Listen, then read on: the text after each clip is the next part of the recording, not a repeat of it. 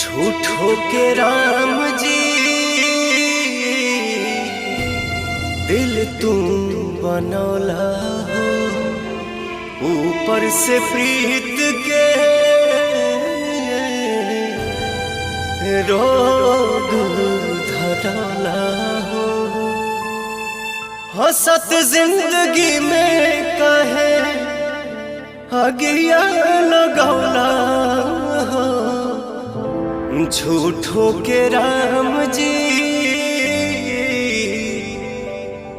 दिल तुम बनौला हो, ऊपर से प्रीत के रोग धरौला हो।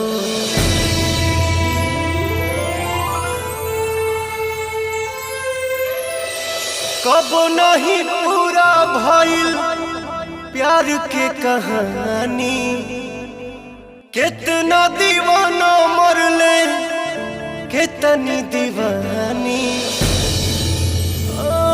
कब नहीं पूरा भइल प्यार के कहानी, कितना दीवाना मरले कितनी दीवानी।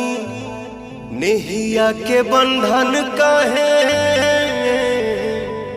जोड़ के तू रौला हो, हंसत जिंदगी में काहे अगिया लगौला हो।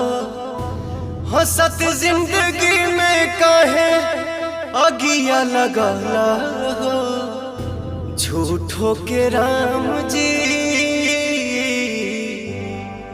दिल तू बनौला हो, ऊपर से प्रीत के